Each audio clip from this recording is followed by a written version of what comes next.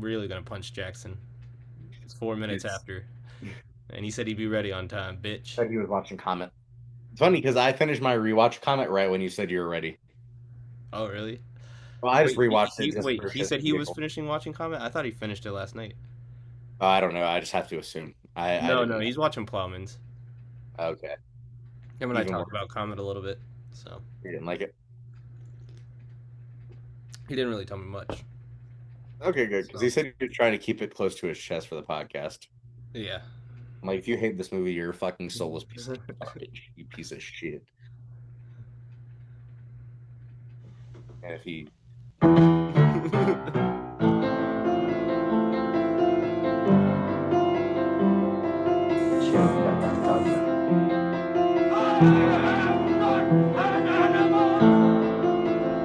Dad, I'm thirsty. I want a beer. What about you?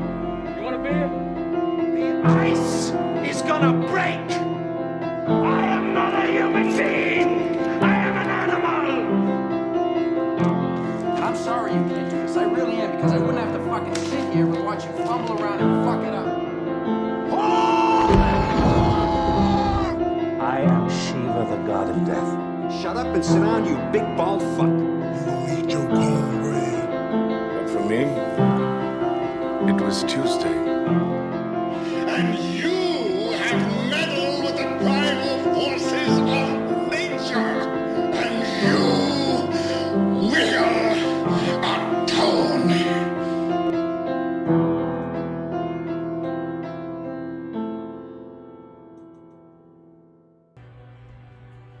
Hi, folks. How are you doing today? I'm here. My name is Samuel Holler. I am hosting the 3 for 3 podcast this week, and I'm here today to read for the part of Manic Pixie Boy. And we are going to take it from there. Tell me when you're ready.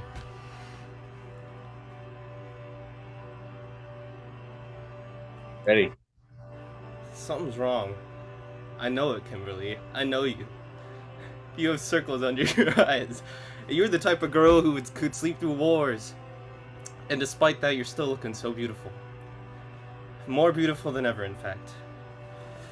You know, it's usually a sign you want to remind the world that you're a sexual being because your man's not paying attention, but I know that means it's the beginning of the end. And let's get real for a second about that ring, alright? You're not having it sized. You had it sized and seared into Jack memory the second you met him, and hell, I even remember it. 4.5. You didn't wear the ring because you didn't want me to see it. You don't marry him, okay? Don't marry him. I want you back, and I know you want me back too. That's why what you've been wanting to say to me all this time, isn't it? Isn't it? I almost proposed to you, you know, when we were in that hotel room in Paris. I even picked out the ring. I had it with me, and I flushed it down the toilet. I keep replaying that moment over and over and over again in my head, and I'm just happy to see you. It's such a beautiful night. And I feel like I'm in the wrong world, because I don't belong in a world where we don't end up together. I don't.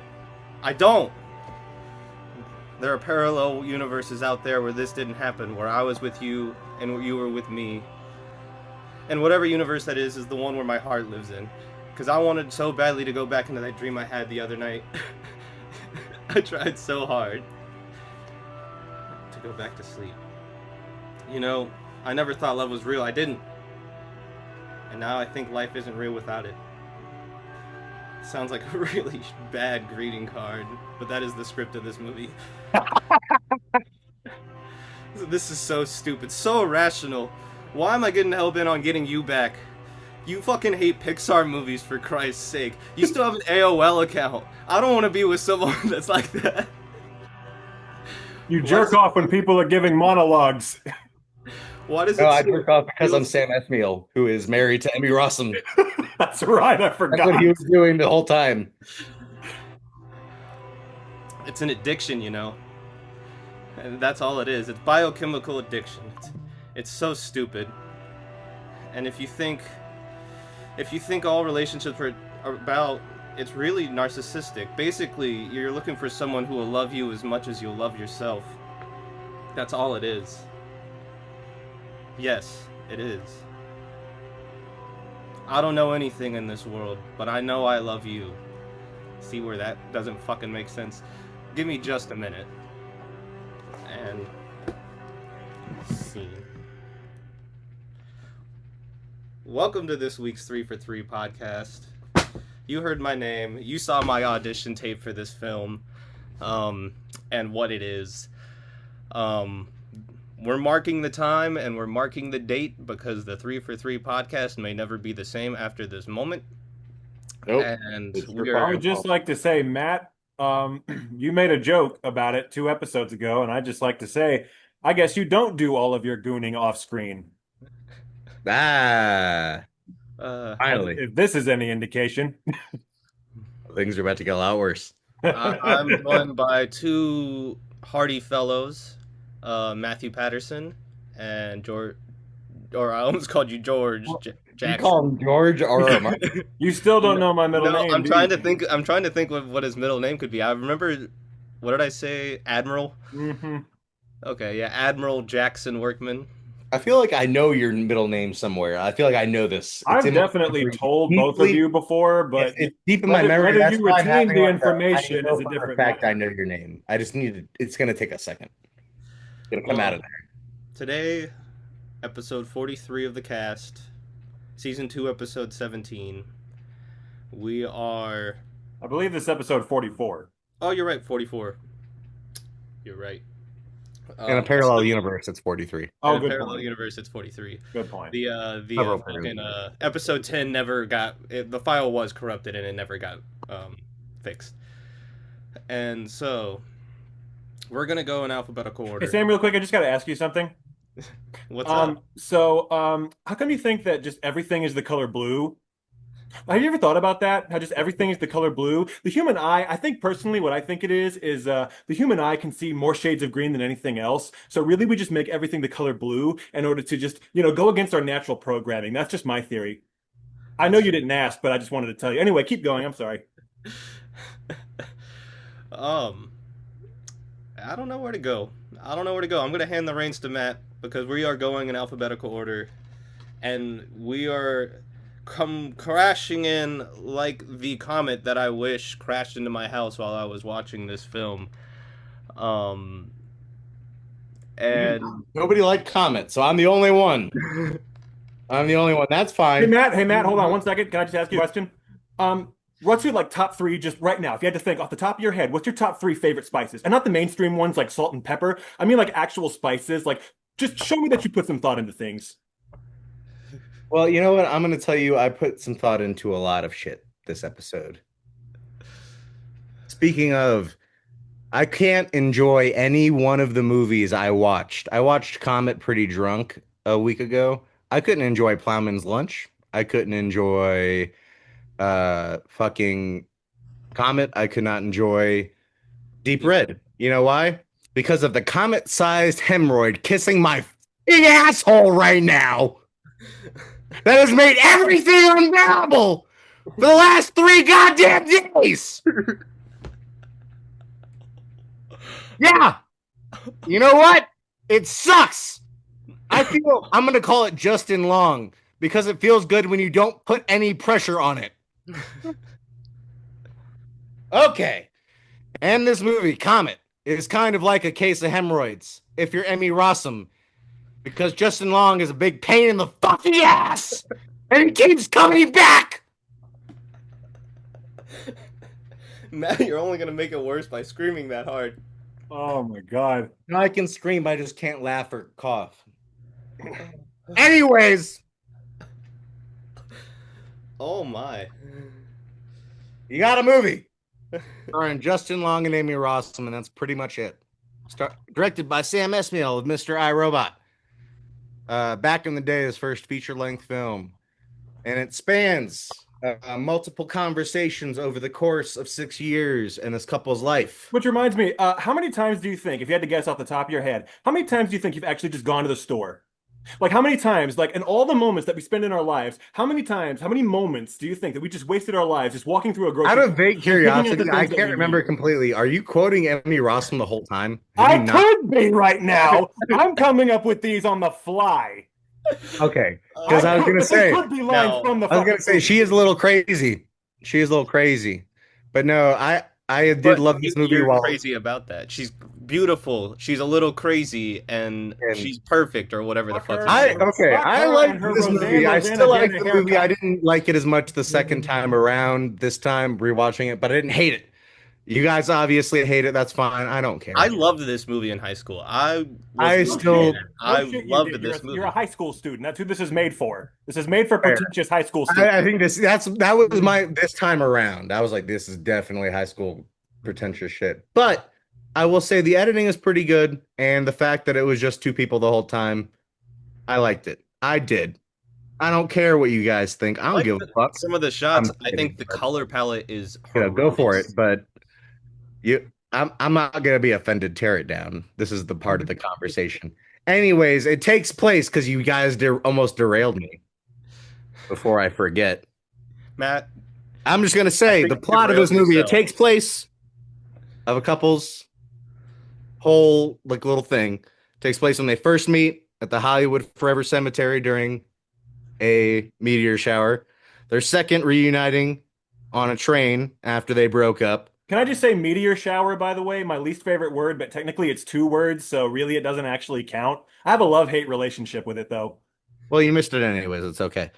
Um, and then their biggest fight that broke them up the first time in Paris, and then their fight that breaks them up the second time while they're on the phone via New York and LA, and then their final meet in LA years later, which is probably just a fucking dream. Like this, most of this movie is a dream.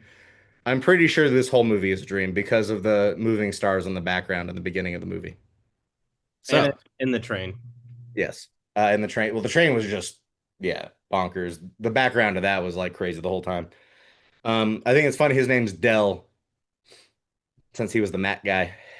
You know what's funny, honestly? I'm just sitting here thinking about the fact that, like, the reason they call celebrities stars is because they're supposed to be like the biggest things in the universe and the brightest and the most important, but really they're just hot, full of hot gas. And I think that's actually just more of a commentary on just life itself, if I'm being honest.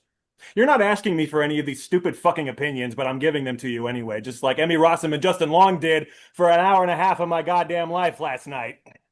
Well, they're both neurotic. They both have the same, I think, neurotic, whatever they call it, personality Yeah, disorder. I think neurosis. they had this. I think they have the same thing, which is why they got together and why their whole thing is a thing. My question to you guys, which honestly is, does not involve the story at all. Just fucking care. Fuck that. What's your favorite version of them, like fashion wise? I'm gonna go Emmy Rossum in the car, Justin Long on the train. I'm gonna That's me. say fuck Emmy Rossum and her Rosanna Dana haircut, which I wanted to rip her goddamn hair out by the root. Do you like the perm thing? No, I hated What's it. the perm thing going It on? looks so goddamn stupid. I like she goes from looking like Zoe Deschanel to a member of the Supremes, and I'm just like, how is this even the same fucking person? The only That's what I part like about the of this hairstyles. book I liked was the Paris stuff. I I was gonna let Sam go first, but I'm fired up. You think you're No, coming go, in hot? Jackson. I'm coming in supernova. This is Okay. one of the worst My goddamn things I've asshole ever is hot seen. right now, man. I cannot sit down. This is one of the worst goddamn things. Matt, you have fucking destroyed your 99% I was speed run. surprised. I'm surprised. This, I'm surprised. this is the first time in the history of this podcast I have genuinely considered not finishing something for the podcast. I have not been on the ground in the fetal position since the spoils of Babylon. I was on the ground in the goddamn fetal position last night, texting Sam furiously while watching this. This is the most goddamn pretentious fucking movie I have ever fucking seen. It was about 5 to 10 minutes into the movie before I realized, oh, this isn't meant to be funny. We're supposed to take this fucking seriously. Like, this is really meant to be like a serious fucking romantic drama. And I'm just like, the more it went on, the lines from this movie, pretty much every one of those lines I just did, I thought up off the top of my fucking head, but they could have been in the movie. One of them I paraphrased from Justin Long, and I want to give you all a sense of how fucking terrible the writing in this movie is.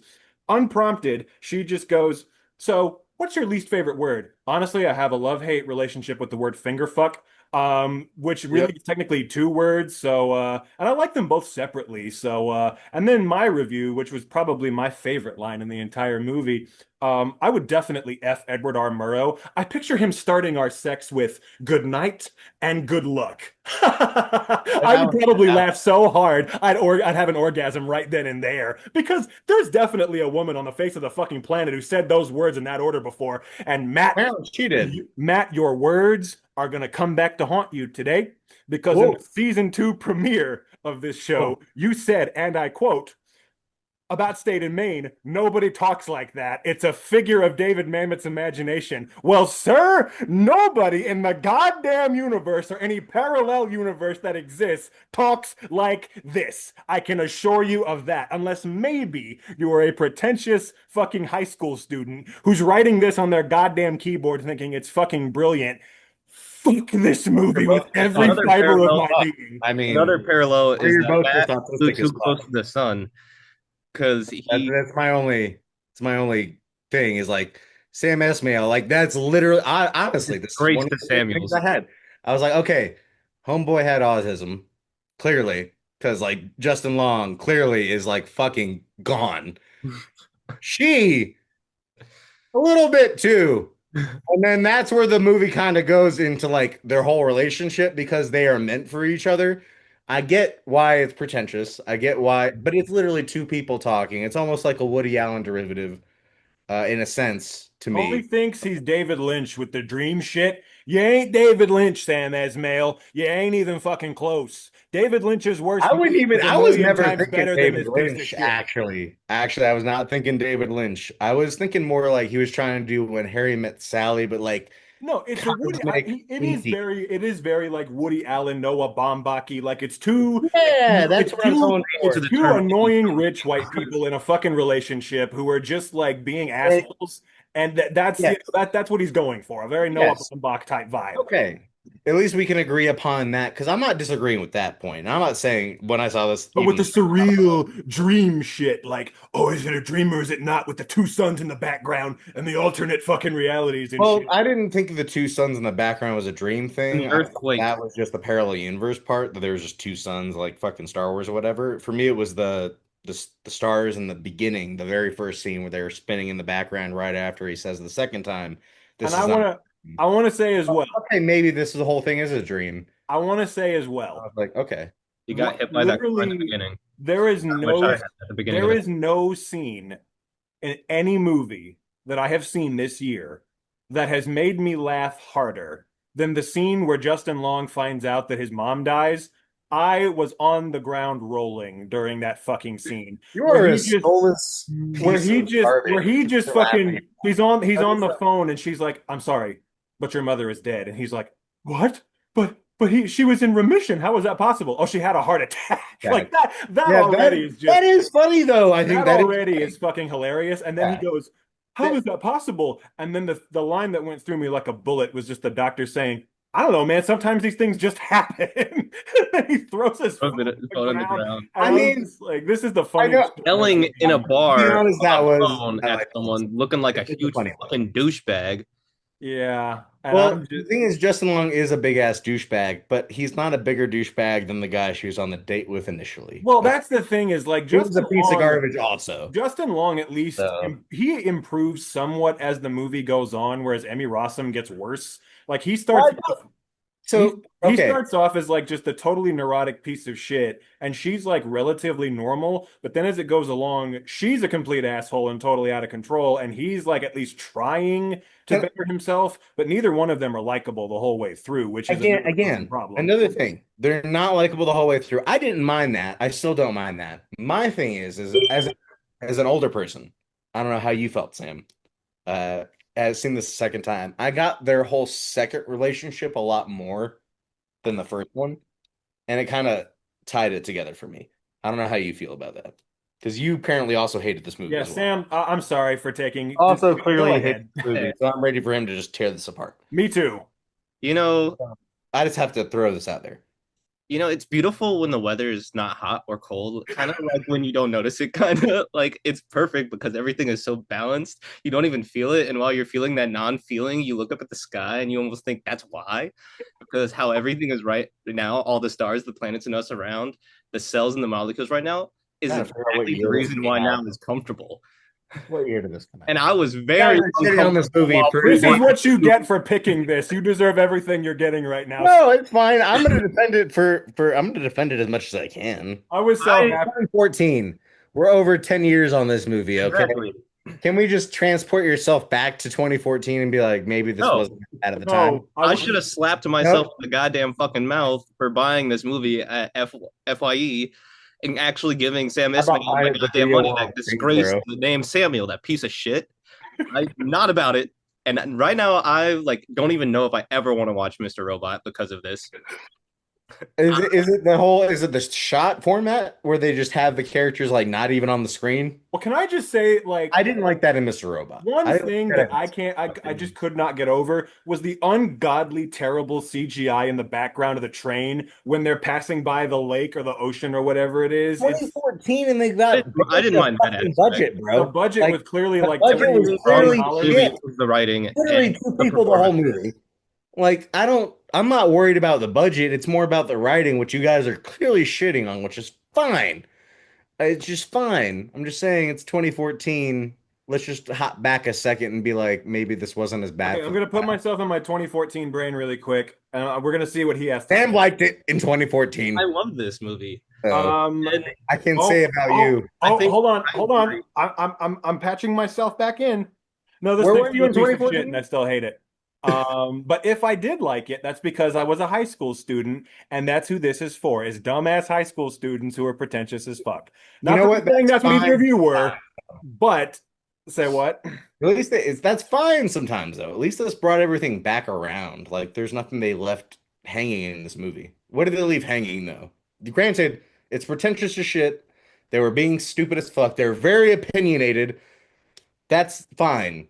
Did they not like did they leave anything on the floor? I'm confused. Like I don't know. Maybe I'm Any wrong. kind of a good fucking plot or characters or dialogue or just anything worth watching, that's what they left on the Which is floor. fine. Which is fine. I'm just saying I feel like for what they were doing, they at least brought everything around. They tied it all together.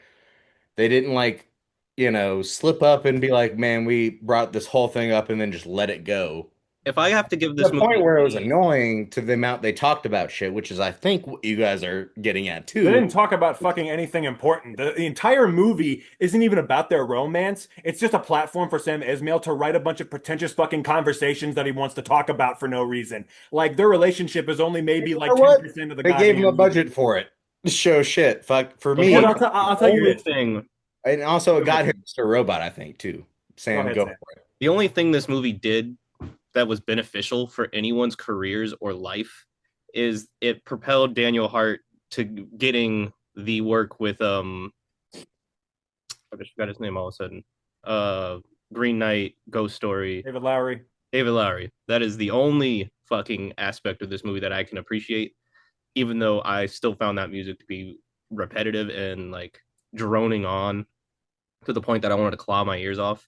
And then mainly wanted to claw my ears off because of the goddamn dialogue by the end, which is why I had to start this episode with that whole monologue that's like fucking 10 minutes long of Justin Long just breaking down. And then you got to end with that fucking long ass, whole ass minute of him in silence staring at her, 1 minute.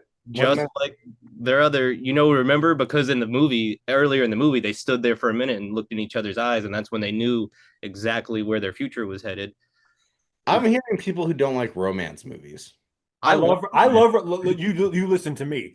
I love romance Okay. movies. That's I what love I'm- romance movies. Okay, name one. I even like formulaic romance movies Deer Hunter. if they have enough heart, but Okay, not pretentious fuck off. ass pieces of shit like this. No, sir. And he went back into the jungle to find his friend and bring him home. That is the most romantic shit ever. Then Forrest Gump is my favorite romance movie. Fuck you. And Jenny gave him AIDS. I don't give a Yeah, shit. she sure did. That's what love is, giving someone AIDS. And you know what this movie gave apparently you too? AIDS. Yeah. No, Assholes in dire straights. Cue money for nothing right now. I don't know. That joke derailed. Yeah. But So I don't blame either of you for hating this movie. The second time I watched it, I was like, yeah, this movie is kind of ish. I was pretty fucked up the first time I saw it, the rewatch. I still like it though, and I will stand by it. I will be the one to, be like, tell people to watch this movie. this shit is not the truth. It is I'll not. no, I'll be the shaft parting the Red Sea from y'all's opinions right now. There is no truth to be found in this film. We have heathens on the right saying no truth to be found. We have heathens on the left saying the dialogue is shit. And we have me saying that if you can just find a middle ground, if you can cut your goddamn ears off, then you can enjoy this fucking movie. Then maybe it's possible. No, because but even then, it might be difficult with Emmy Rossum's clenched ass fucking face looking like Zoe goddamn Deschanel the whole movie. Just I wanted to rip his beanie off, and especially when she said your hat's cool, I just wanted to fucking rip it off and be like, yeah, his hat was cool though. You piece of garbage. Maybe in 2014. You guys are both just garbage. Yeah, so you can't appreciate cheesy. I will say this. Except for when cheese is so molded over that it's fuzzy. I will say mozzarella from I appreciate Little Caesars. I will say that I appreciate Justin Long and Emmy Rossum's attempts to give the best performances that they could with the god-awful material that they were given. This is the worst thing I've ever seen Justin Long give. Me too. And Emmy Rossum, but they are trying, and I will commend them for that. Because if you handed me this script,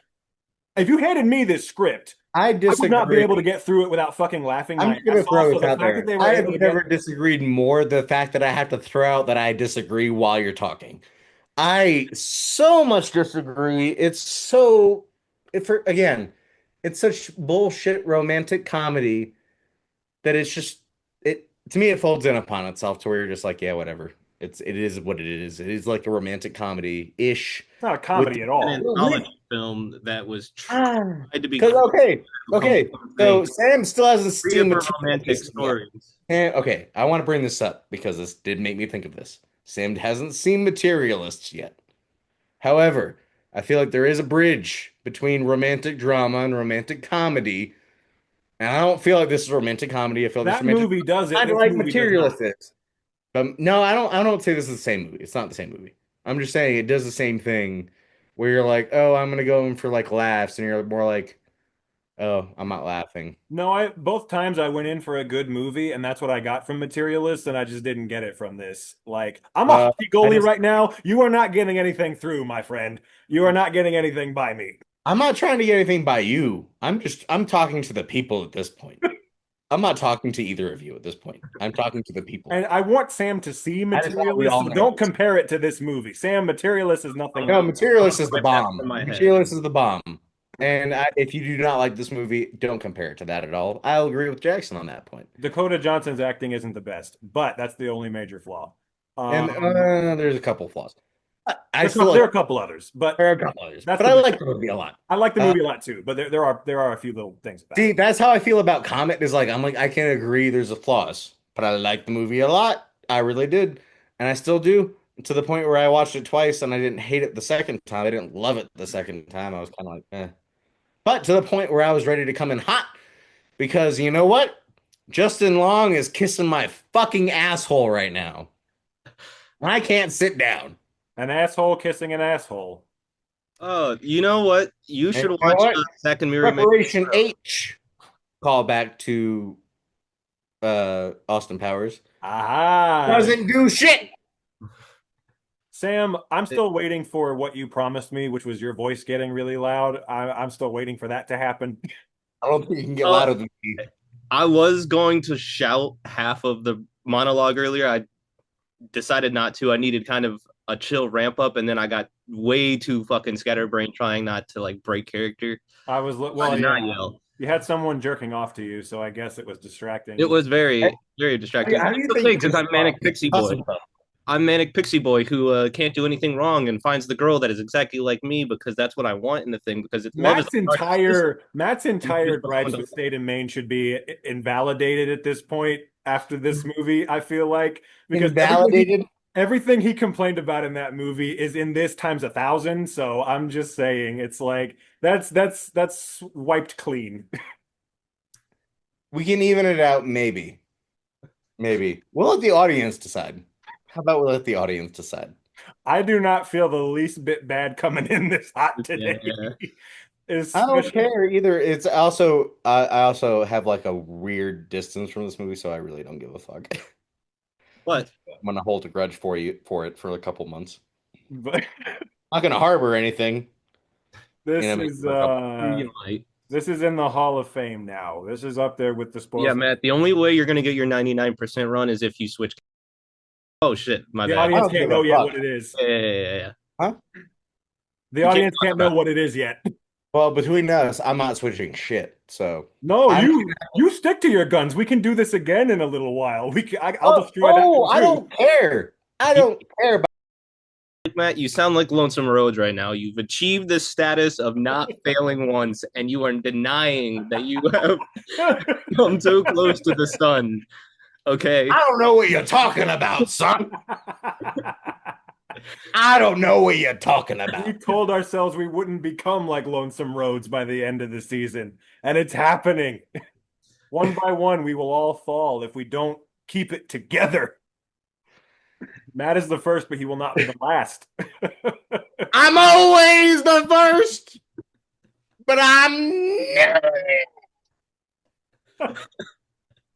There we go. This is definitely the loudest I've ever gotten for this, and it's fucking justified. That's my also God. You know what's not justified? The hemorrhoid on my ass. I'm sorry, Matt. That sounds painful. That does sound very terrible. No, I'm not sitting down for 2 hours. You know what? You How know, painful do you think it has to be for me to be like, yeah, I'm not sitting down at all for 2 hours? That's bad. That's some a bad people one. call it a hemorrhoid. I call it the deep red.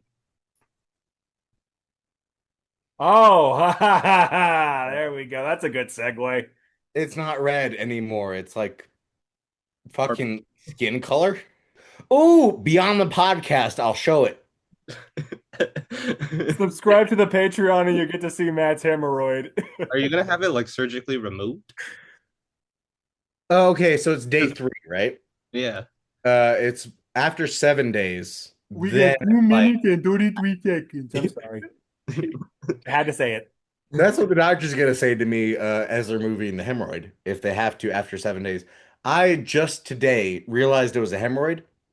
So like for the last 2 days, I really thought it was like an ingrown hair or something. And then I finally looked at it and I was like, an ingrown hair. Hmm. And then I looked up hemorrhoids and they were like, yeah, that's what one looks like. And I was like, oh, immediately preparation H, ice, warm compounds. So I'm going to give myself 4 more days before I go to a doctor. I don't know. Comet was something. I was really disappointed I don't know. that I didn't like it as much as I did, but I was shocked that I started to actually hate the movie by the end of it. No, that's was how I surprised knew you this. hated the movie too. That's how I knew. I was like, because I assumed Sam liked it because I knew you had seen it before, and I had a 5-star on Letterboxd originally. I was texting Sam last Thanks, night. lost. I was texting Sam and I said, I'm going to slap Matt in the goddamn face for picking this. So help me God. And then Sam said, yeah, me too. I have a whole thing prepared. I was like, holy shit, I'm not going to be fighting alone. That's encouraging. So yes, Matt, when we said we were going to waterboard you earlier, we meant that quite literally. It So was either this or 5 to 7. So say what? you got to pick your poison on that one. It was between this movie and the movie 5 to 7 with Anton Yelchin. So it was like, Don't know that one.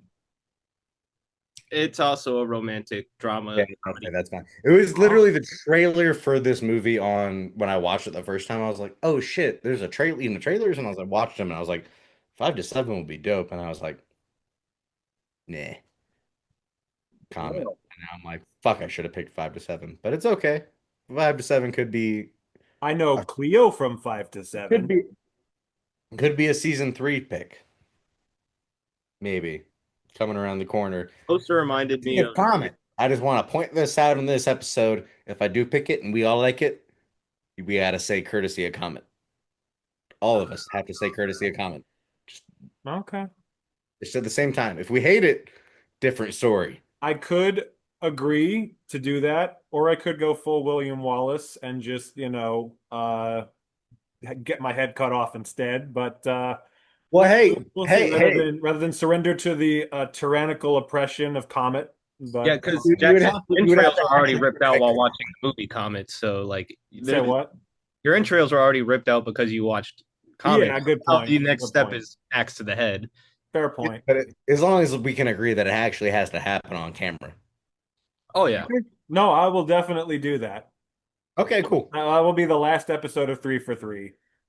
You'll see. Not if I die for unless if this hemorrhoid is not a hemorrhoid and it's cancer, and then I'm fucked. Then it's just going to be 1 for 1. Sam's going to be the only You guys one. are gonna be mad. Actually, okay. My make a wish is gonna be that you guys have to rewatch Comet. You're if I sick fuck. die. Comet and Spoils of Babylon, back to back, baby. Will we be? It's gonna be me just doing this at the very Yeah, end. this is now in my holy trinity of this, the Spoils of Babylon, and Onyx the Fortuitous are now like my holy trinity of just. I am so surprised, but I also like in the same vein, I'm kind of happy because in my All head, Matt picks, I must point out. I am still here for it. You had a make a wish, and we had to fly out to watch these with you. I can 100% see me being the lookout while Jackson strangles you or covers you, smothers you with a pillow. Because Guys, you forget I have a gun now. I would straight up be Leland from the Twin Peaks season 1 finale, and just like strangle your ass with a pillow. While No, making... it would be like that scene, but then me shooting you both. Okay. whammy, you'll shoot Jackson through. Right, at neither point did you guys mention you guys bringing a gun, and you Well, can't Matt- do that under state lines Matt- illegally. Matt, And I've got bullets now, bitch. Matt, So- your revenge would be doing to us what Leland did to Maddie. You would just kill us in your living room if we came out to kill you. Yeah, that's I what I'm guess. thinking. And then you know what we're all gonna do? We're all gonna sit on my couch and watch Comet.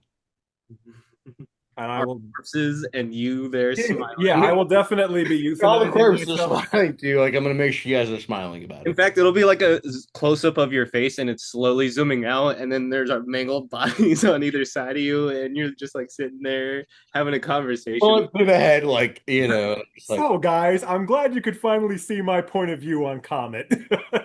And it's just us, like, with the full You're like- rigor mortis setting in. So guys, have you ever been on the couch before with your friends and you feel like they're fucking dead and you feel like you're the only one alive and you feel like you're the one making things make sense? But they're just mind numb and you don't know what's going on.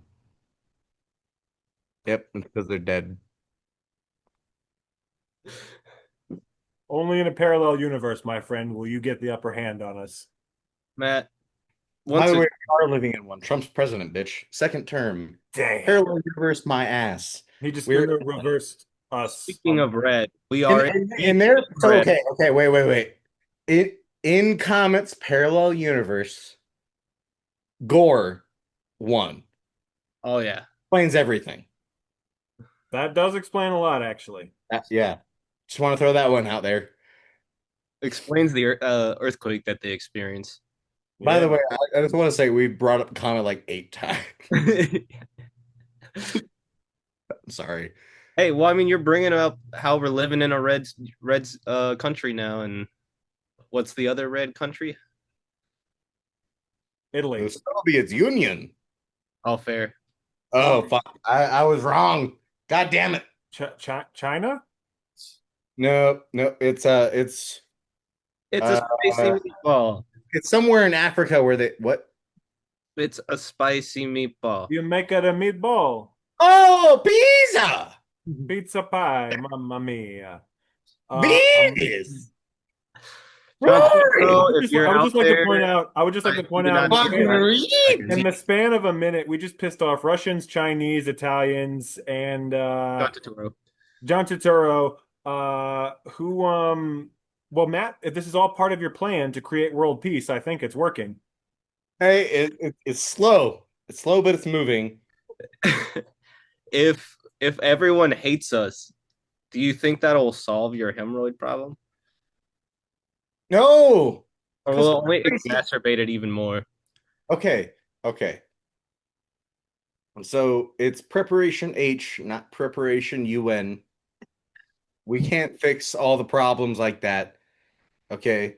Well, My hemorrhoid problem is not indicative of the global economy and how everything is going and the political, you know, it could be climate though. that is going on. My But hemorrhoid. I shouldn't. I'm sorry for doing this. Sam, you've been trying to segue to deep red for the last like 15 minutes. Go. I'm Hey, sorry. It's wait, okay. no, we can segue to deep red. You know why? Why? My hemorrhoid is deep fucking red. Sam, take it away. Well, really, it's Jackson. It's his. Okay, Jackson, take it away. Oh yes, this is my Okay, we pick. can intro it, but you know, because you're the host. But Yes. My pick for this week was not a steaming piece of shit. Like some like Comet was, but okay. There's two steaming pieces of shit apparently this week. We're gonna go on. no, one is only steaming. The other Oh, is the The other other is one I just completely agree with. That yeah. it I is bet simply you do, So Sam. so Deep Red was my pick, and it features the return of a director we've had on this podcast before from season one, Mr. Dario Argento, who we last spoke of with The Cat o' Nine Tails. And he has brought us another tale of, if you can believe it, yet again, just like in The Cat o' Nine Tails. And just like my stool. Yes, there is a serial Right. killer on the loose. A serial killer who has apparently killed Matt's asshole. Yeah. In addition to all of these fucking people in Italy, in Rome. So there's I just want everyone to imagine, like a Jalo POV shot, me putting on a black glove, and then me applying preparation H to the tip of the finger. with the Goblin score playing in the background. Amen. Um, That's so yes, so yes, as is typical of a Dario Argento film, there is a killer on the loose, and we don't know who it is. And there's a young man who sees this killer murder a woman, a psychic woman, in her apartment. And just like a Dario Argento film often does, her head gets fucking rammed through a glass window, and there are glass shards coming out of her fucking neck, and it's fucking gory as shit and cool and disturbing at the same time. And our friend has to get to the bottom of this. He must find out who the killer is. But how does he do it? Why, of course, by walking down a bunch of hallways with a banging ass score playing, and walking through creepy old First, houses with a first banging ass collaboration. score playing, and by walking through a library with a banging ass score playing. There's a banging ass score throughout this whole thing. Shout out to Goblin. They Their fucking, first collaboration with him. which is that crazy. was the score. I need a fucking vinyl. I said They this did in my. not. They had not seen the movie when they wrote all the music too. That's wild. Ugh. They killed this shit as always. And yeah, No. just like all Dario Argento films, it features some great cinematography, some great suspense, some people trying to get away from a killer whose identity we don't know and don't find out until the last part of the movie. All that good shit. Fellas, I'll turn it over to you. What did you think? Sam, I'll let you take this away because I know we both have seen this in the same spot before, and I'm guarantee that this is the first time we've rewatched this movie since. I don't guarantee, but I would bet. So, it, first off, there's almost nothing not to like about any of pre 90s Dario Argento. Hell yeah. I'm mad that this is the one movie from this week that I don't own because it's the one movie I actually like out of the three. Honestly, I think I might switch it around because I was talking about this last week, but the doll is on this one, and I was like, I think the doll might be my tough. As Jackson put out, wonderful music by Goblin. Suspenseful as hell. I love this movie. It's fun. It's really cool. There's so much going on at all times.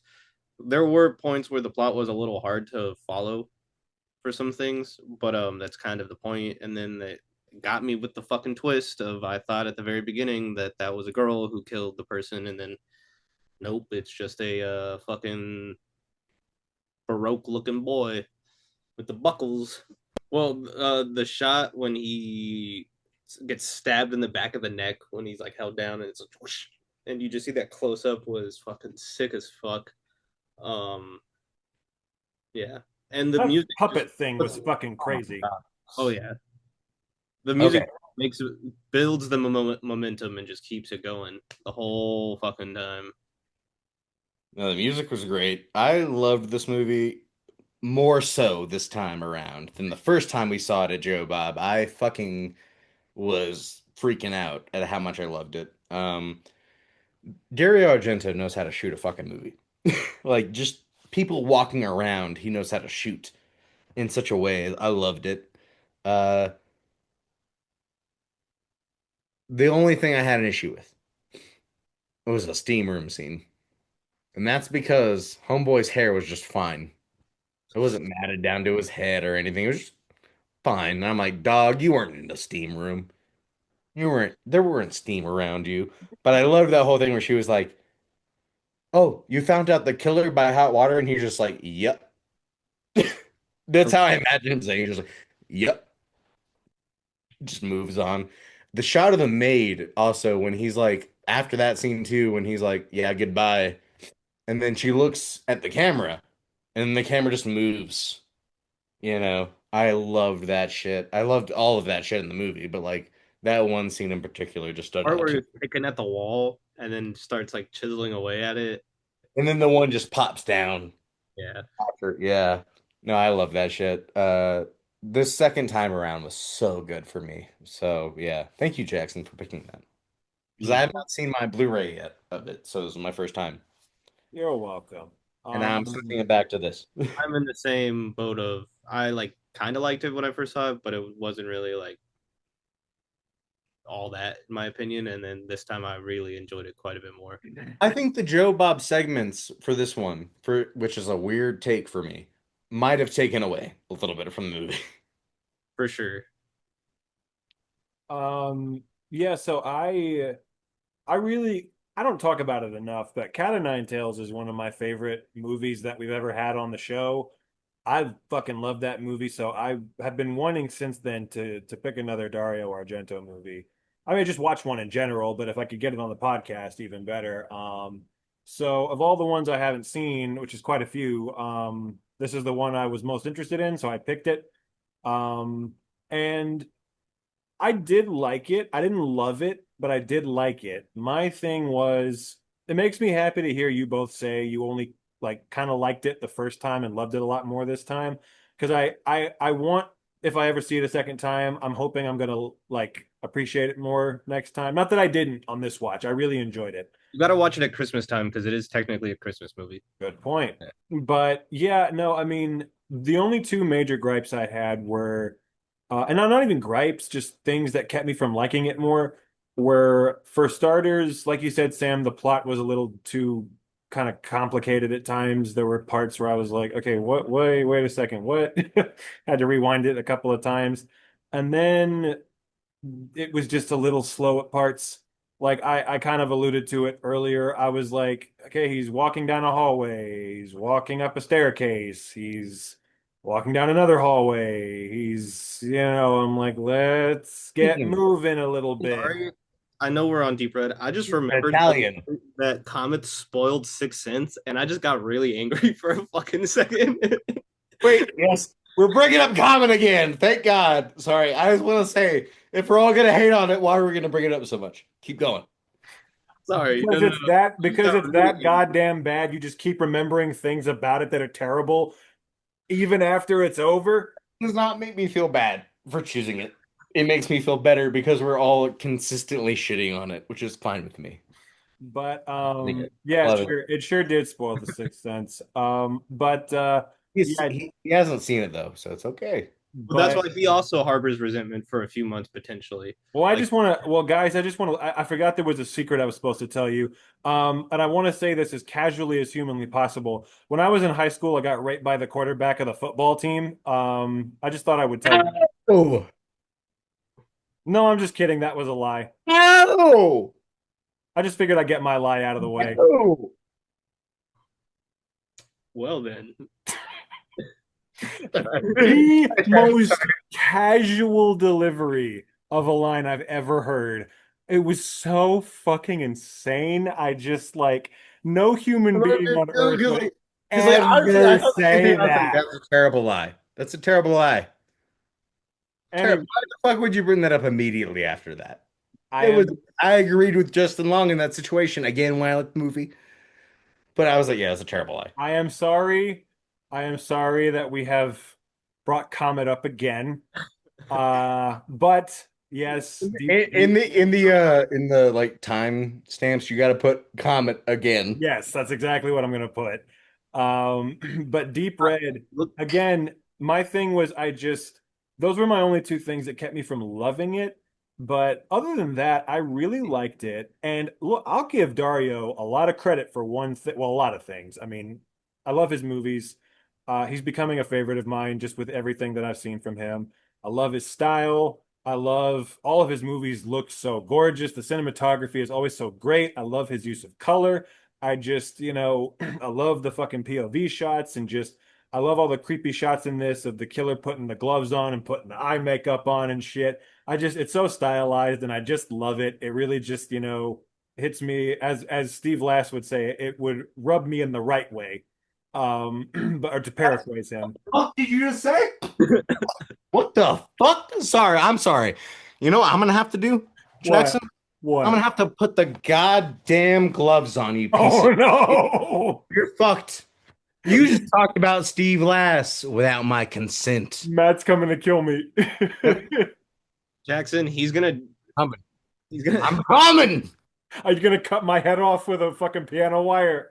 much like this film, he's gonna give you a drag scene almost as bad as King of New York, and I'm talking about Carlo's love or not, what happens to the police officer. Oh It- yeah. Actually, it's just this. It's just Jackson. All you're gonna see, you're gonna be sleeping. Right? You're gonna be sleeping. You're gonna open your eyes and you're just gonna see. Am I gonna see Aunt May standing over me wanting to fuck me? Oh no, it's gonna be something much worse. Oh no. Oh my God. Well, now I'm scared. And that's it. That's all. You're That's not my gonna drown me in the bathtub? bitch. We don't got money for the water bill like that. Okay. You think you are with the money? Well, Oh, Jackson, he can't bend over that far because of his hemorrhoid. well, fair point, and I appreciate it. Hey, because hey, I can still sit on the toilet. my It just feels apartment- like it feels like a prolapsed anus coming out of my taint. That's a sentence that was just said on this show. But I appreciate that, Matt, because my apartment has had enough water in it for a lifetime, so I don't need any more. But My taint feels like your clogged fucking carpet right now. And every time I walk, it's like somebody's stepping on it. your taint is on fire in the same way I was during the Fantastic Four special, burning up in that goddamn Doctor Doom costume. But I was But watching a movie with that costume. Jackson, at least it's not possibly cancer, which I'm still fucking worried about. I'm like, if this doesn't clear up in 7 days, I'm like worried. And this is huge. It's so big that I cannot walk without hurting myself. it's terrible. You'll get I'm that about when to you be watch- Jacob you'll- Elordi right now. You'll get that when you watch the past episode when it comes out tomorrow. Anyway, that's terrible, guys. We don't want it to be cancer. I swear to God, that's the cosmic reason this is going on right now. Exactly what it is. This is karma. Literally biting you in the ass, Matt. It's kissing me in the ass. It's not biting me. I'm gonna It's attempt. kissing I'm my gonna asshole. I'm gonna attempt to get back on track here. Oh. Fucking. Good luck. Yeah. God damn my fucking ass. All right. But I'll give Dario credit for as well is just the fact that in this and the Cat o' Nine Tails, both times I spent the whole movie thinking I knew for sure who the killer was, and I was dead fucking wrong, and he totally pulled the rug out from under me. Both times I thought it was the main love interest, and it wasn't. I was convinced it was the news reporter lady this time, and it wasn't. I did not at all guess who it was. I was like, maybe it's his friend, maybe it's someone else. But as soon as he said earlier on, as soon as he gave that whole spiel about, you listen to me, now men are just inherently stronger than women in certain things or whatever, I was like, well, the killer's going to be a woman now. There's no way it's not. Like that's what they're setting up here. But Unless it's dressed to kill. Say what? I said unless it's dressed to kill. Spoilers. Wait, you guys have seen Dressed to Kill, right? I have not, but I do know what that's about. So probably. Okay. I was like, not hopefully I'm not like shoving shit. Okay. That was like, I don't mind. You're no better than Emmy Ross in that. Yeah, you're no better than fucking Emmy Rossum, Matt. You're spoiling all kinds of movies. Hey, I got raped by the high schooler in high. Sorry. Am I better than her now? It's one of those things, like we always say, in context, what Matt just did is not offensive. But I don't even know if that should make it. But also, if it is cancer, by the way, I just want to say that's probably why I've been on the last 3 weeks is because of the cancer forming in my fucking taint. It's what you get for the Fantastic Four special. It really is. It really is. Is it the Fantastic Four special, or was it like the last? Yeah, I was like, was that just like the icing on the cake of like a building of God being like, we're gonna fuck with you? It's for the entire show. At the end of the year, it's gonna be. This has been 44 episodes in the making. We're gonna have to do an in memoriam episode on the first year anniversary. If Matt's gonna be in a, I mean, you have to use this for the anniversary episode show. I know, I'm definitely gonna be dead. You're gonna be in a hospital bed unless this clears up within 3 days. Yeah. If it doesn't, I'm gonna text you guys. I'm just gonna be like, prepare the in memoriam. All I'm gonna say. You guys are gonna be like, wow. But yeah, you know what? Comet's gonna be in my in. I didn't expect Deep Red to be the one we got derailed on. I thought it was gonna be mine. I thought it was gonna be Comet, but that's why I picked Comet first. Comet though. No, I had fun with Comet. We talked about the movie. We're not really talking about. I guess we're technically talking about Deep Red. We're talking about Matt's hemorrhoid, but you know, well, because we've covered that joke. Somebody continue. I can't continue. So Jackson, you said already covered Cat o' Nine Tails more than this, and you've seen Suspiria. What's your ranking order of your Dario Argento films you've seen, and what's your next one you're gonna pick? I would say Cat o' Nine Tails, Suspiria, Deep Red. And the next one is probably going to be Bird with the Crystal Plumage. Oh yeah. But you really don't like Deep Red that much? I liked it. I just didn't like it as much as the other two. Like the other two, I really loved, and this one I just liked. But I did really enjoy it. Again, if it had been a little bit less slow, and the plot had been a little less convoluted, I would have liked it more. But that's one of those things where I'm sure on a rewatch, I will like it a lot better. Not that I didn't like, I did enjoy it. I thought the main dude, David Hemmings, was very good. All the actors were great. The kills were extremely creative. I loved the bathtub scene because that was just so creative. I've never seen someone get killed by scalding hot water before. And then I liked the thing of her scrolling on the fucking, and him having to turn it back on and shit. Jackson. I had to take a shower after Abby. That's about the closest it gets. Sam, guarantee you can say the same thing. 100%. Yeah, scalding hot water is something that will kill you, but you can also get used to it. Yeah. That made me think about that when I saw that. I was like, yeah, I'm used to The the burn, trade. It's What like the doesn't burns kill on you the makes feet. you stronger. Um, but yeah, just all kinds of creative stuff. That puppet thing was fucking crazy. I did not see it coming. I read that apparently that's where James Wan got the inspiration for the puppet from Saw. Did, That's Um, did you so guys that's hear about wild. the Annabelle thing? Say what? I'm gonna bring up a real life event. This happened several weeks ago, especially after we're posting this. The dude who had the Annabelle doll from the Conjuring series, like the real life one, he was touring around. He was found dead in his hotel. And all they missing. didn't report this until like this week. But guess what was missing from the hotel? The The dog The Annabelle Annabelle doll. doll. is Yep. missing now. It's out there. It's in Now, the my field. thought is, of course, somebody shot him, killed him, and took the doll for themselves. But also, that's crazy because still, regardless of like a curse thing, that low key could be still part of the curse. My thought is Warner Brothers did it as publicity for the new Conjuring movie. They want people to believe that that bullshit is real, so they killed this guy and just took the doll. That's just my thought So process. But Jackson, I don't mind your pessimism as usually as a mustard as my pessimism. well, Matt, I have a 5 minutes from now rule where I just have to keep thinking about what's going to happen 5 minutes from now, and we could run out Just of live in time the 5 minutes from now. live in So the I'm just moment. trying to get thoughts like that in while we still have time. Okay. Okay, but what if you're a now person? I'm a now person. Yeah. Well, I have my 5 minutes. That's just how it is.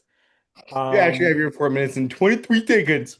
I can't even think of any of the things that I was trying to say the last like 10 goddamn minutes. Sam, I apologize so profusely. Please tell us Oh, your thoughts. I feel like you're apologizing for me. No, I'm contributing to this. I am contributing to this 100%.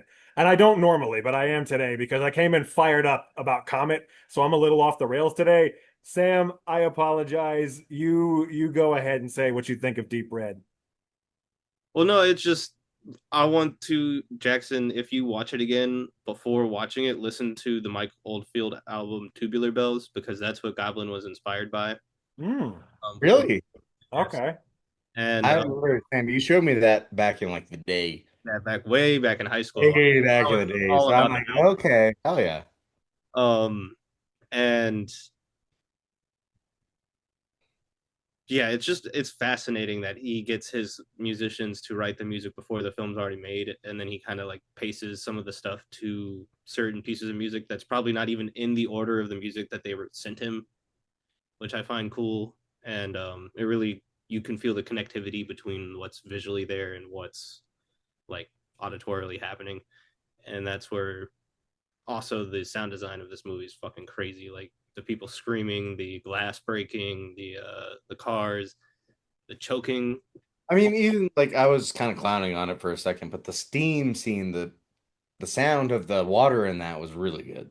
Mm. Yeah. Like that built up the tension. So Um, It does its job, I think, and incredibly, I love this scene so much where the killer is in his apartment and he's got to like block her off with the door, and he's like you just that slow, just like with the sweat coming down his forehead, and he's just like, holy shit, somebody's in here. That was probably the most suspenseful scene in the movie for me. I love that part.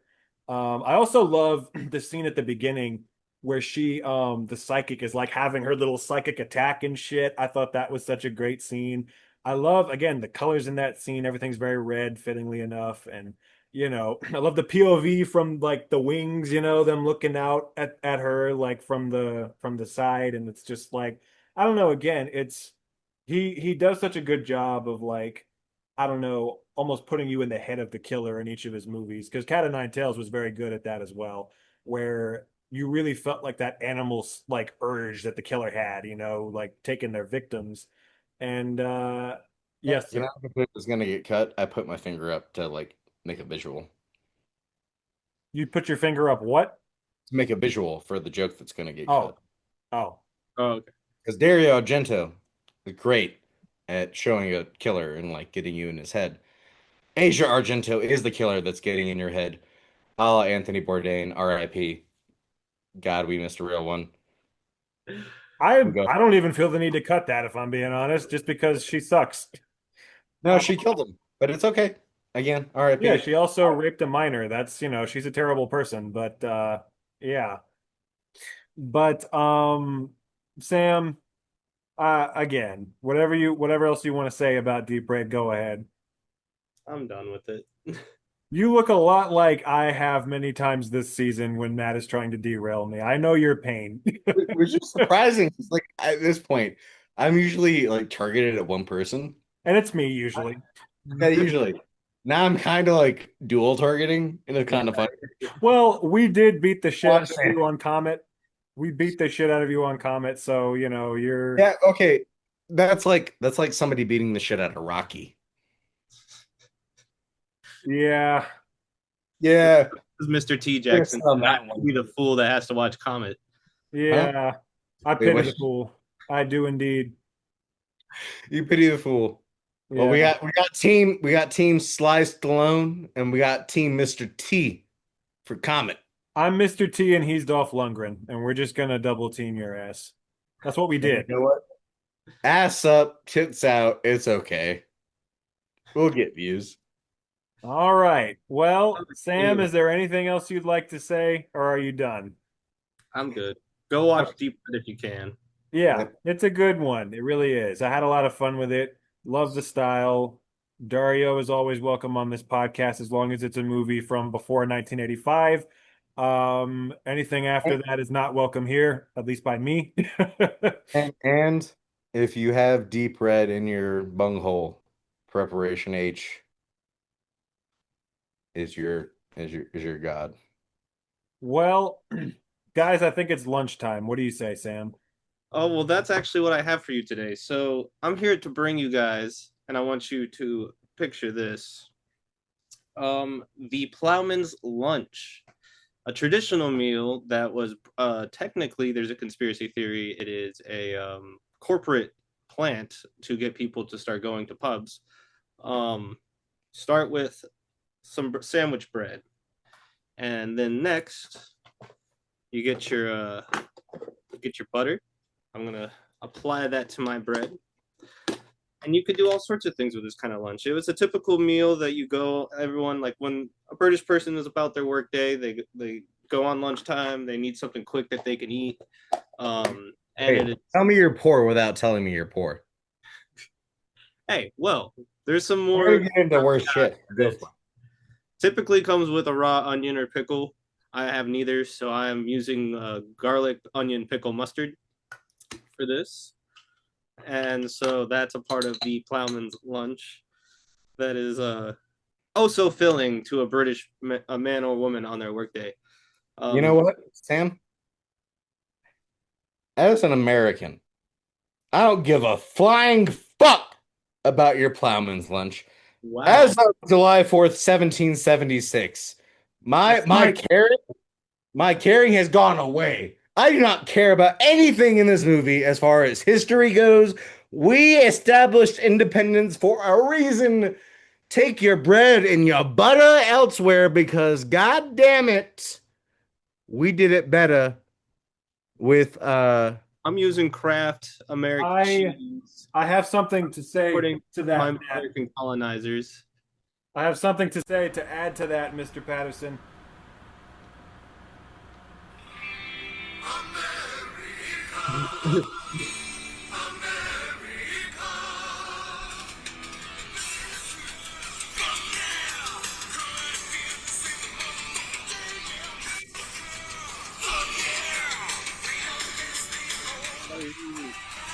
Fuck British food. I'm so sorry, Sam. Continue.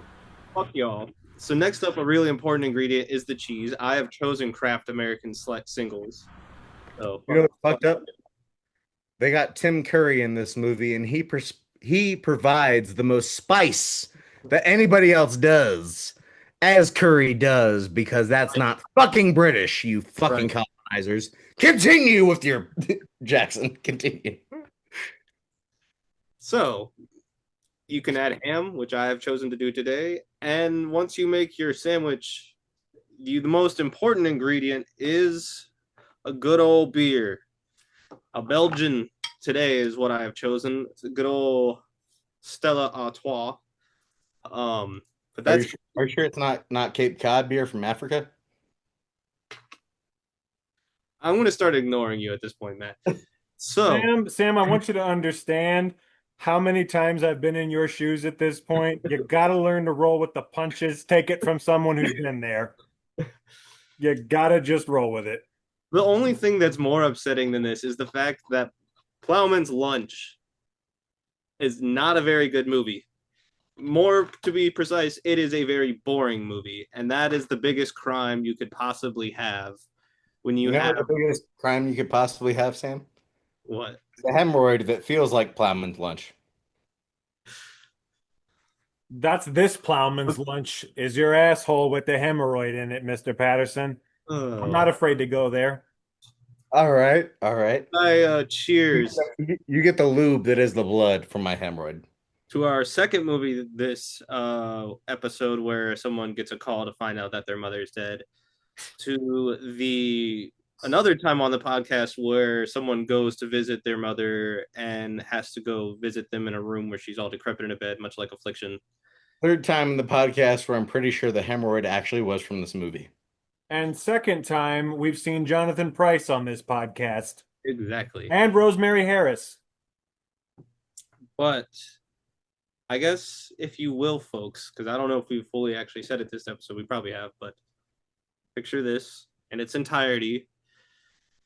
You're a journalist who's been in the field for a good while. You're kind of at not the end of your career, but you're kind of like in the past. You've made some big plays, and now you're just kind of like cruising.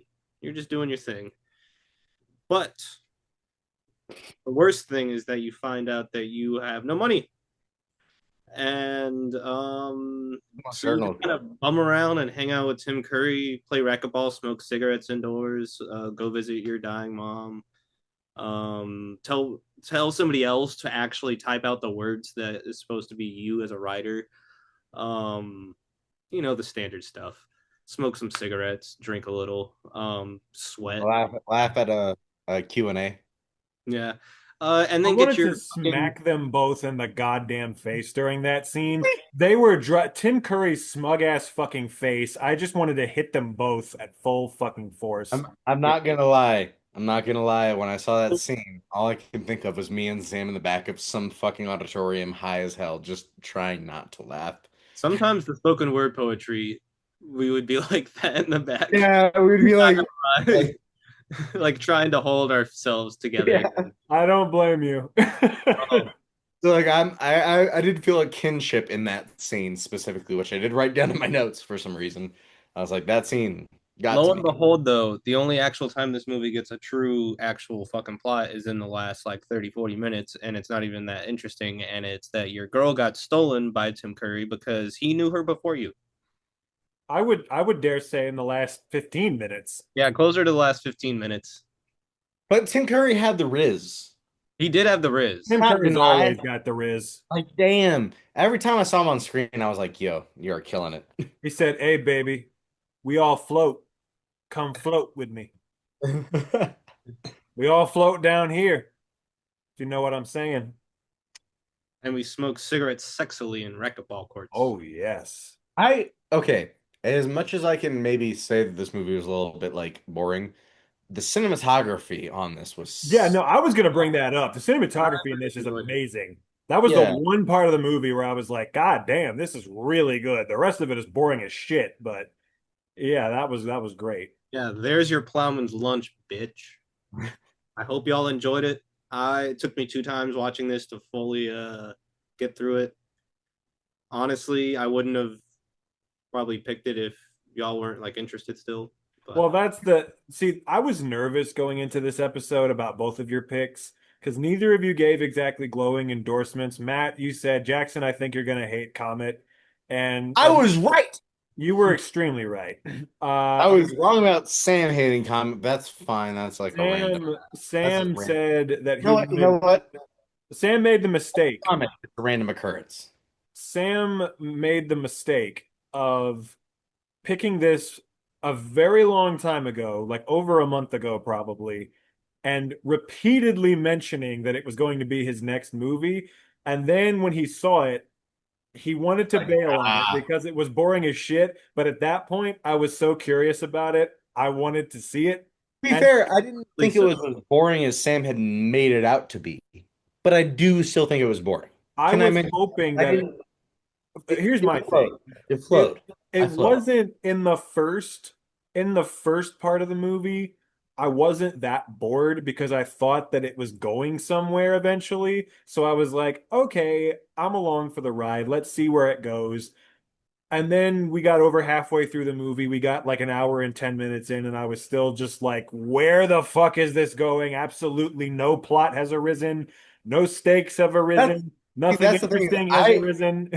There was a part where I just stopped caring. Yeah. And I kind of, that's the part, honestly, when I kind of enjoyed it more because like I stopped being like, where is it going? And I was like, you know what? I kind of fuck with the characters. I know what the characters are. Like at the point where I said, fuck it. I was like, They're I know what these boring as characters shit. are. Jonathan Price's character is just a boring, stuffy And I'm guy. not saying you're wrong. Like I just kind of stopped caring and I just kind of let it go. I'm like, literally, what is the Sam had point of already this prefaced- movie? If Sam had not prefaced it, I might have Like, not. and it's like, and then, so the movie is about really nothing. If I were to try to describe the plot of the first Brexit? hour of the Brexit? first hour and 20 minutes of this film, what I would say is British shit going on. Jonathan Price is About British shit. It's about British history. The whole movie is about British history. well then yeah, nothing well then nothing exciting going on. That's a good point. Well, okay, yes, because we're all we brought this up. We're all American. We don't give a fuck. Fuck Yeah. those guys. We don't Fuck give a Big shit about Ben. it.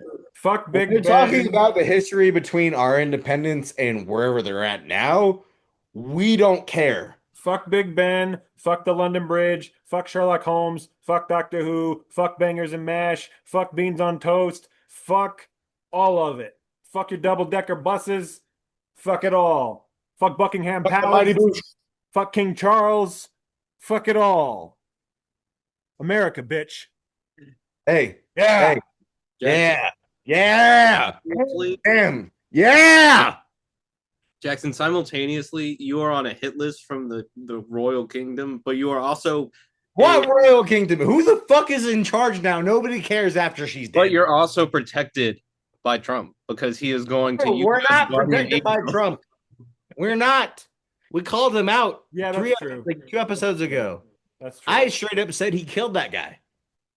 Yeah, We're not protected by anybody. Matt's on Trump's hit list, and now I'm on King Charles's hit list. Sam, you We're- have yet to we're piss slowly off getting ahead to of the state. Sam, you got to piss off ahead of state now. We're getting to the point I was talking about where we just piss off everyone. Yeah. World peace, guys. This is what it's all about. The US and the EU just made a trade deal or something, and we are pissing them both off at the same time and trying to make sure that trade deal holds. They're going to go in there and say, well, one thing we can agree on is we hate the 3 for 3 podcast. Let's put our differences aside and agree on that and make this deal.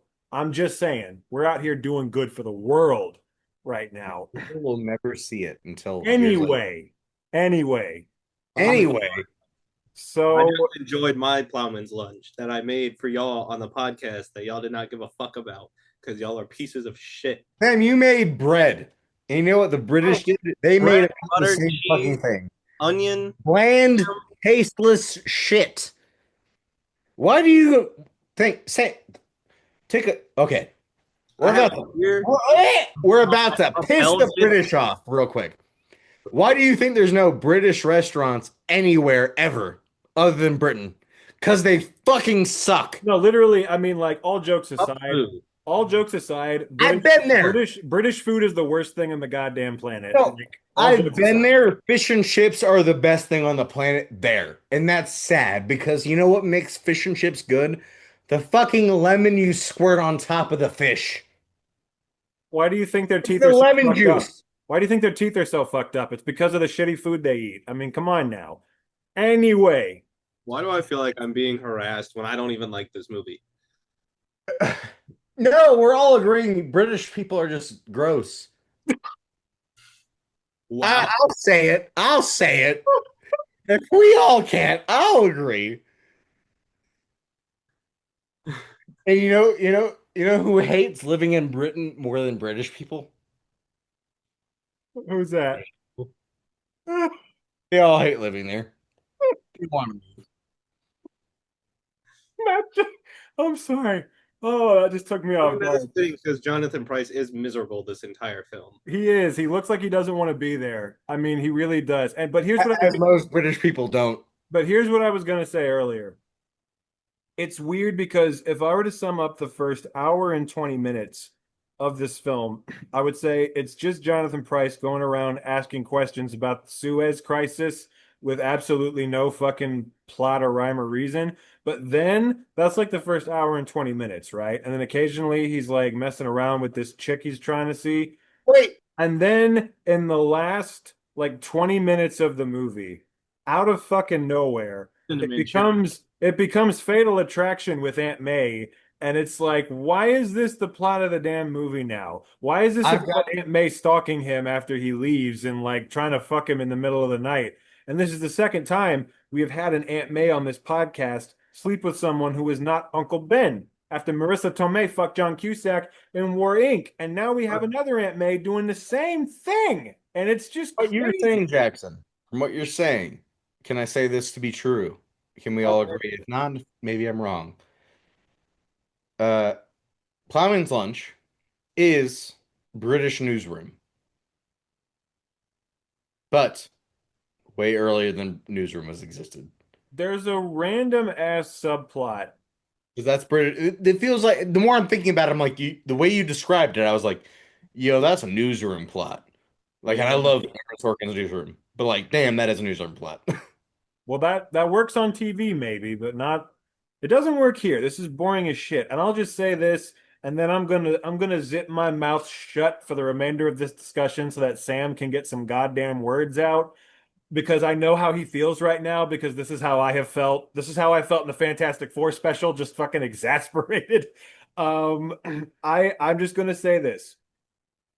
I thought it was boring. There was really like I really wanted to be with it, but just the randomness of all of it, like everything that like develops in the last 20 minutes, you're like, okay, now there's a story, now there's a plot, but then even that doesn't go anywhere. Because like Tim Curry just says, yeah, I fucked her, get over it. And then the movie just ends with them at the funeral. And I'm just like, what was even the point of the Tim Curry cheating subplot? Like, what the fuck was even the point? What was the point of the subplot? What was the point of the subplot with all the homeless women out in the marshes? That doesn't fucking have any relevance to anything. What was the point of the subplot with the guy in the newsroom? His wife divorced him and he's crying. Like, what's the point? Why did they bring that up? What does that have to do with anything? There are just so many random little things that they introduced that have nothing to do with anything. And I'm just that's all I'm gonna say is just like it's just weird the way it's structured. It's weird how they just spend so much time focusing on pointless bullshit. And I understand it's British, that's their whole bit. But it's just like it's weird and it's boring. And I was really giving it a chance. And I didn't think it was terrible. It was just a waste of time because it was like, there's no reason for this movie to exist. It has no plot. It has no story. I'm going to shut the fuck up now. Sam? I'll let Matt say his first thing real quick. I was about to say, before Sam, I'm just going to say one thing that I thought I really liked the in-between points. That's all I'm going to say. I like the in-between points. I don't know what There's a lot of in-between points of just like people talking about nothing. Like when they leave the theater and him and Jonathan Pryce and the girl are talking about the movie. I liked that scene. I don't know. I didn't hate it. I felt like I should. And this is one of those things where I felt like I should have felt like Comet about this movie. I didn't. I liked it in certain parts. So I'll let Sam take it away. But this might be a crime to say. I don't know how y'all feel about it, but the thing that really made me think of was, I think the dude's name is James Ivory. It made me think of something that like he would make because it's so hard to get into and it's so like I want to call it dense but it really like what they're talking about is not dense at all or like it's just I don't presented. think you are though. If you're us, it's dense. I felt like listening to them talk, I was walking through mud, and it just except for when Tim Curry was on screen. Really? Like I will the say whole this, time? a perfect Big visual, chunks of it. a perfect That visual. sounds like that sounds like a comic critique. Well, I'll just say this. Oh, that sounds I don't like know what the hell you're talking about. well, because like Um, when you hear people Oh, talking, Comet. you hate it. Okay. Yeah, like I was saying, like it sounds like a critique that could be fit for Comet. You hate yeah. walking through mud. No, that was like I would sliding through. laugh. That was like Yeah. sliding through mud on barbed wire, is what that was, while being fucking shot. Not just walking through it, but I would say a perfect visual representation of how I felt watching this movie is that scene where all the fucking windbags are sitting around and just having these pretentious ass conversations about, yes, the history of Britain and blah blah blah blah, and the girl is just like yawning and just like, I'm sorry, I'm tired. That's the movie. Yeah. That was my experience Oh, watching. I do think it was I shot thought really about well. that too. Yep. Shot really well, especially like the conservative party thing where he's like sitting there and he's like sees her go off with him because they went and fucked. Was like very good visual because there's I mean, so it's it has, I mean, like so good, but so many like people in one as room. the script, just everything falls apart. I really think it's the direction that does it. Like he Really, made it exciting. I mean, it comes down to the writing too, but I think there's a way to like probably make it interesting, and I just felt like it happened. And personally, I felt the opposite. I felt like he got a script that was just kind of bland. I'm not saying it's bad. I'm just saying bland. And then he said, "I'm gonna do the best I can," and that's what this movie is. I Still don't came out. hate it. Am I wrong though? Like it became Good point, Fatal right? Attraction for a minute. It Like did. I Yeah. was like, where did this come from? Like, what No, movie is this? yeah. This is not the movie we've been watching, where she's like obsessed with him all of a sudden. And I'm like, what is this shit? It was so out of nowhere. And Sam, I agree with you to a point where I do think the director, if he had tried hard enough, maybe could have livened it up a bit.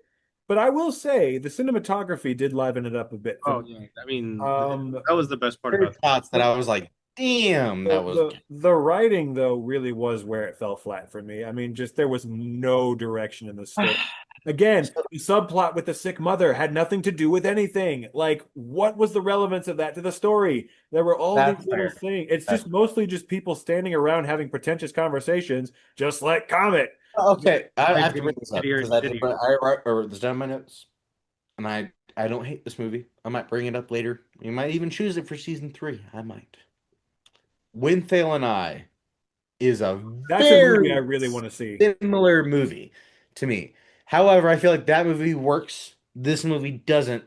However, I feel like it's the same exact idea. Somebody with like the same exact idea into both movies, and you got two separate movies. Because I was watching this and I was like, I get Winthale and I from this. Because there's parts in that where I was like, yeah, I don't get the British aspect of this, unfortunately. And there's a very deep British aspect to Winthale and I. But I didn't hate it. I didn't resent it. I didn't be like, question it. I was just like, yeah, this is a British thing.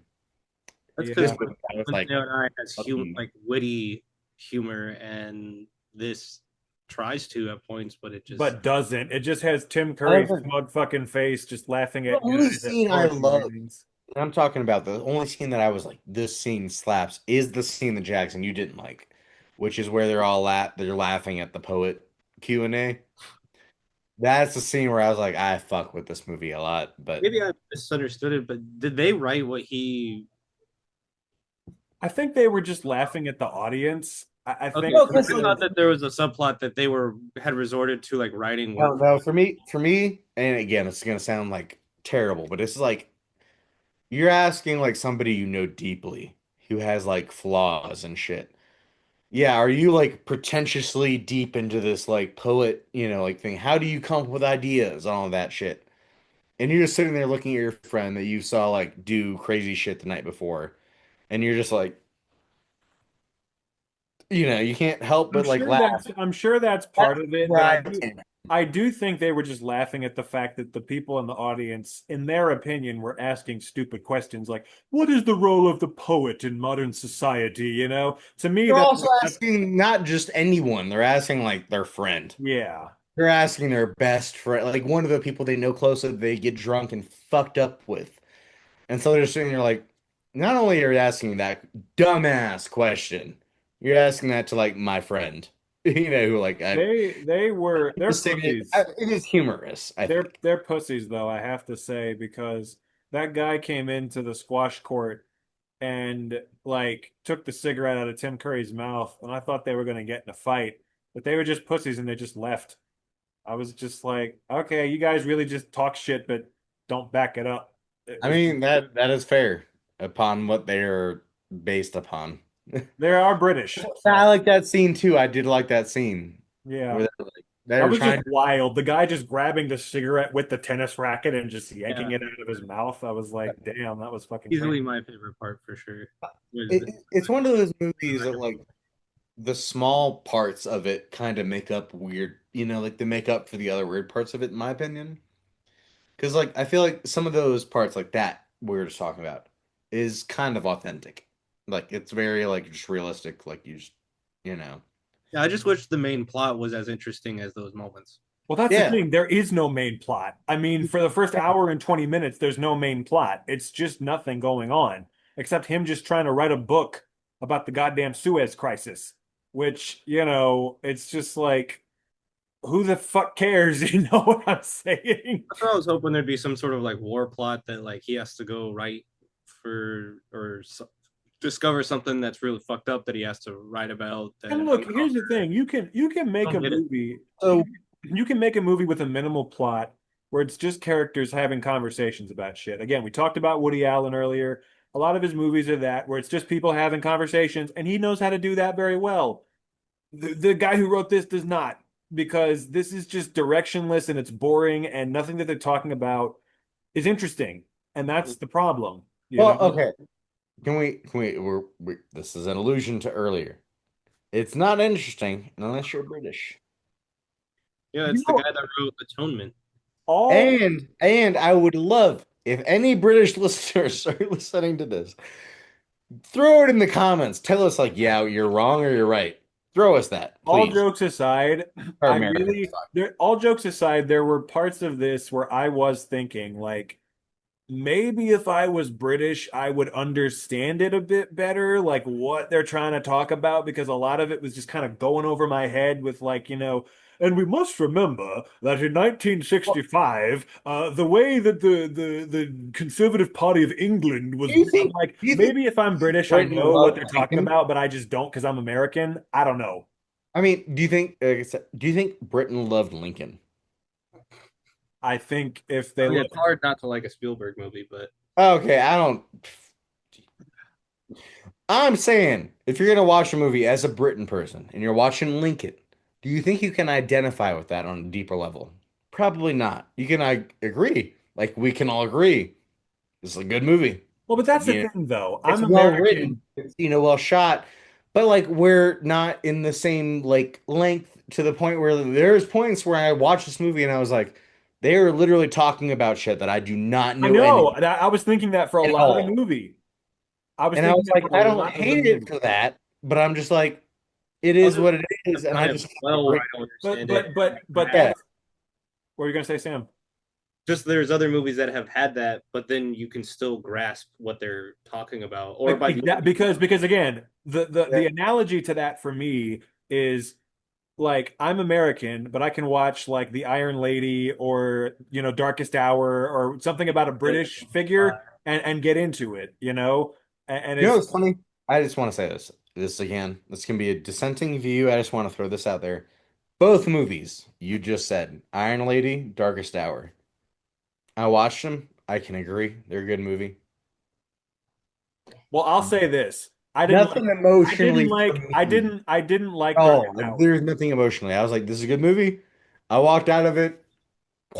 Better What do example. you think? Better example because I haven't seen The Iron Lady and I didn't like Darkest Hour. So that Yeah, I wasn't think both, and I was like, that wasn't the best example. For me, yeah, The Crown. The Crown is one of my favorite shows.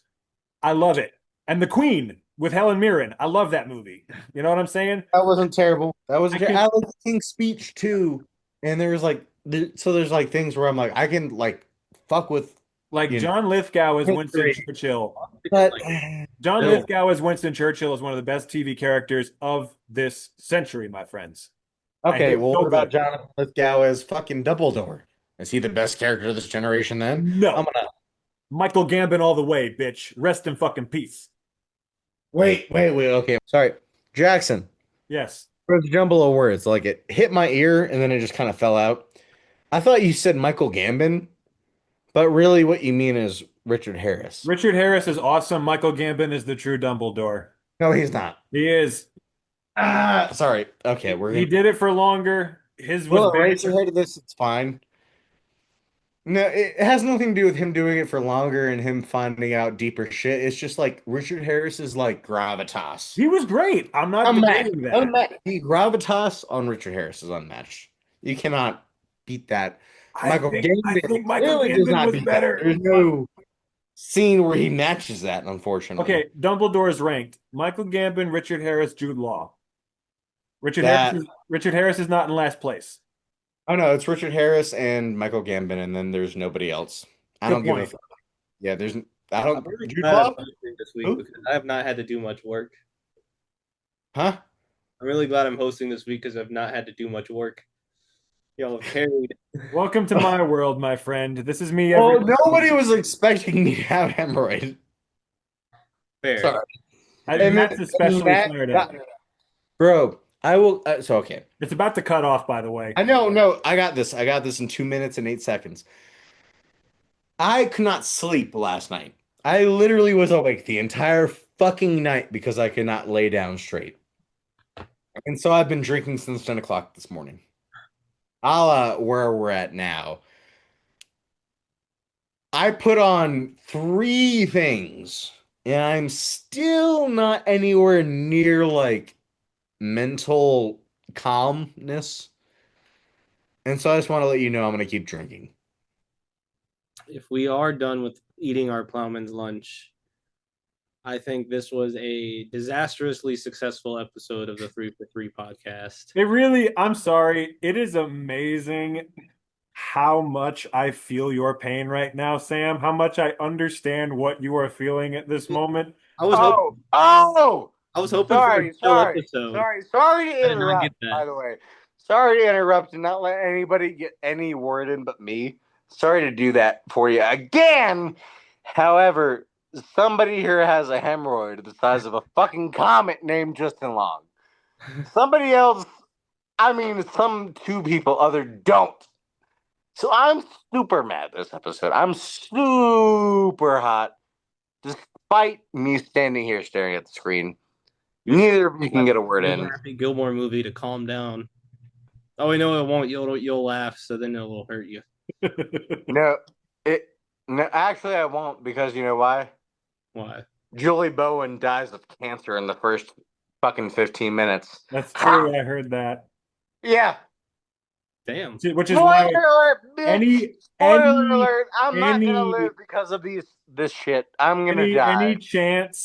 Any chance there was of me watching that movie died when I heard that. I'm never watching it now. Damn. So yeah, no. I can't sit down, but apparently neither can anybody else to watch Happy Gilmore 2. Like and subscribe, bitches. Sam, Like, you can again, handle this. Matt just showcased again how much I know your pain, how much I understand it. Just makes me look off in the distance and question what I have to say now, because anything I was gonna say is just now gone. Well, you know what? I'll drink to that. Can I say this to the people who are out there who are religious? Maybe pray to a God where I am not so fucked up that I have to do this every episode, because this was like a divine intervention of my taint. It's not fun. It hurts. I need prayers. I need salutations. I need subscriptions. I need likes. I need subscribers. I need comments. Votes in the poll. Yeah. Can you please poll for me to have this resolve itself soon? Yeah, stay tuned for next week, where we find out if Matt's actually going to have cancer or if it's just a hemorrhoid. You know what? We'll drag a lot of views if I do have cancer, so.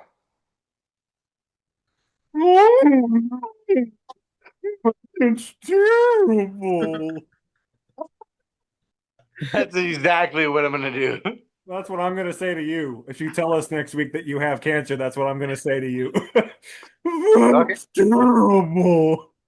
Well, joke's on you. I'm gonna shoot myself in the fucking head. Yeah, go Monday morning. Right after you get the say results. Yeah, go Monday morning. Get the results on the podcast. Get a call from your doctor while we are. Oh, actually, you know what? You know what the funniest thing about all this is? I've got like basically what's worse than Medicaid. I've got like peak. So nothing's gonna be done. Honestly, the cheaper treatment would be for me to shoot myself if I do have cancer. Well, if you're going to do it on the show so we can get some views out of it, please.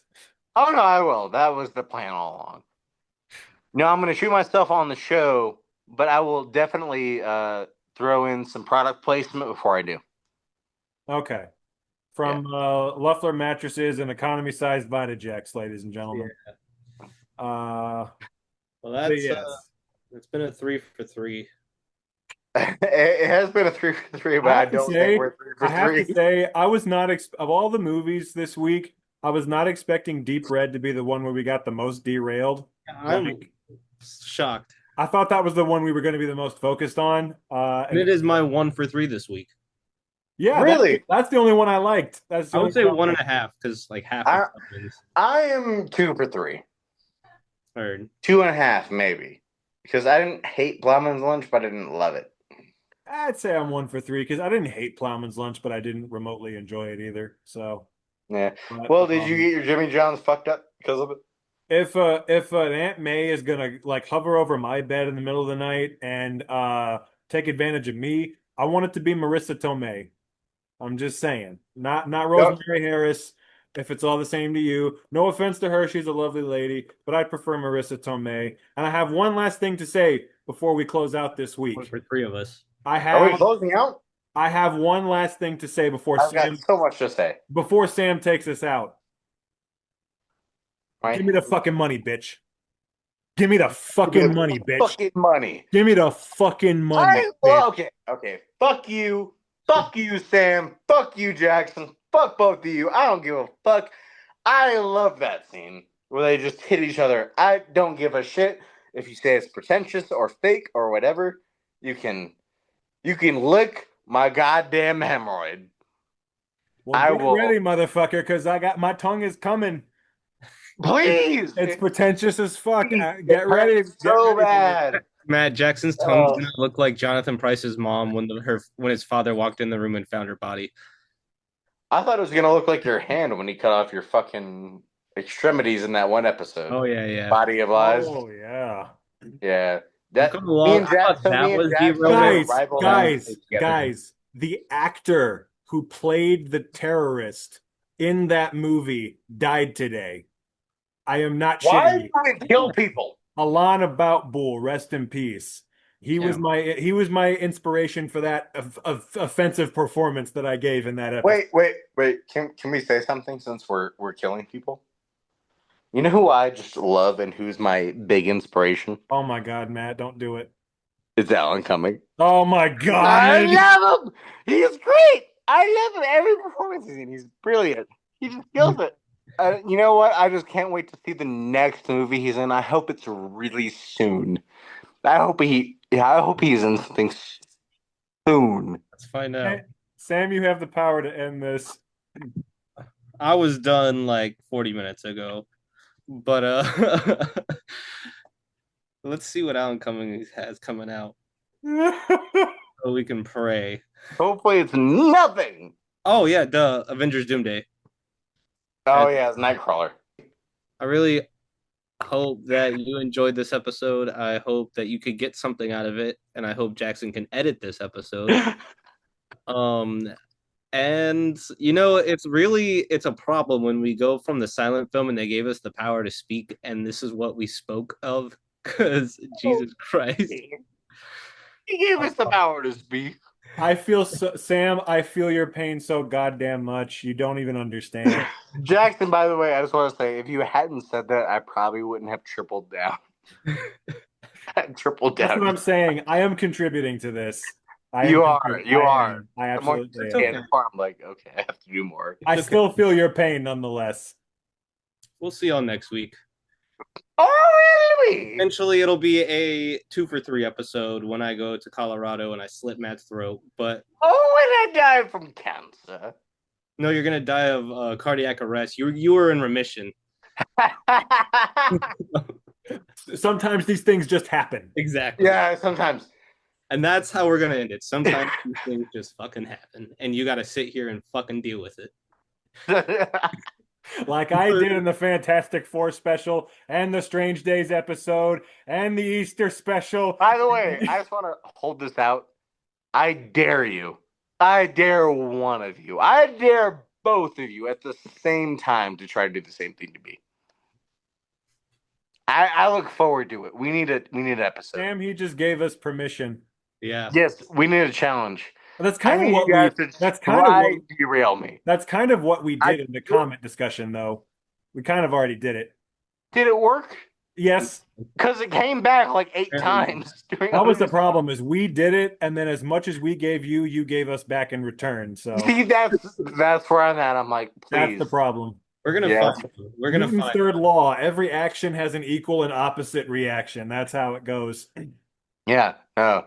Again, before this episode or before the season ends, regardless if it's cat and hat, I need. We can't say what it is.